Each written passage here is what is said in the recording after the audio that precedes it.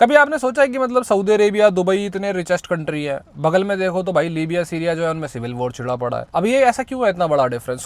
सोचने वाली बात है। आप बोलोगे गुड गवर्नेंस, लेकिन नहीं, वो है, ये तो सब मीठी मीठी बातें हो जाती है। सद्दाम हुसैन अगर आज होता तो इराक भी जो है वो भी दुबई के लेवल पे ही खड़ा होता, यूएई के लेवल पे ही खड़ा होता। तो फिर पूरा सीन क्या है? सीन ये है कि 2011 इसका one of the biggest reason है इजराइल। सरप्राइजिंग है लेकिन सच बात है। सीन क्या है मैं समझाता हूँ। 2011 में अरब के अंदर ये वेस्टर्न कंट्रीज, यूएस वगैरह जो है, इनका एक डेमोक्रेसी पगलूपन है, ठीक है, इनको हर जगह डेमोक्रेसी लेके आनी है। तो इन्होंने क्या करा कि अरब कंट्रीज में जो किंग और प्रिंसेस का रूल है ना, उसको हटाने के लिए, मोनार्की को हटाने के लिए इन्होंने जिहादी ऑर्गेनाइजेशन से लेके जो किंग के अगेंस्ट है उन सबको फंड करना, सबको सपोर्ट करना, कई बार हथियार थमाना, सब कुछ इन्होंने करना शुरू कर दिया। और ऑब्वियसली उनको एक्चुअली वैसे रशिया का डर था, रशिया भी कहीं ना कहीं घुसने की कोशिश कर रहा था। डेमोक्रेसी आ जाएगी तो रशिया का बहुत मुश्किल चांस हो जाएगा। डेमोक्रेसी तो कहीं आई नहीं, सिविल वॉर छिड़ गए, राजा जो है उसे भागना पड़ा या फिर उन्हें एग्जीक्यूट कर दिया गया यूएस द्वारा या किसी और द्वारा। बहुत गिनती के कंट्री बचे मिडिल ईस्ट के अंदर, जैसे यूएई कैसे बचा? ऑफ कोर्स उनके जो रूलर्स थे वो भी तगड़े थे, ज्यादा मैनिपुलेटिव थे, ज्यादा अच्छे से मेहनत करते थे, कंट्रोल था उनका। लेकिन one of the biggest reason था इजराइल से ज्यादा कटिंग एज टेक्नोलॉजी किसी के पास नहीं है। कॉम्पिटिशन में आ सकता है कोई, लेकिन इतनी तगड़ी टेक्नोलॉजी नहीं है। एक वायरस था, वायरस नहीं कहना चाहिए, स्पाईवेयर था, 2011-12 के आसपास उसका डेवलपमेंट हुआ था, पेगासस नाम का, ठीक है। यूएई ने उसको 5-6 साल लगातार इस्तेमाल करा, गंदे लेवल पे, बढ़िया लेवल पे। और वो ऐसा वायरस है भाई साहब, स्पाईवेयर है, कि अगर तुम किसी के फोन में उसको भेज देते हो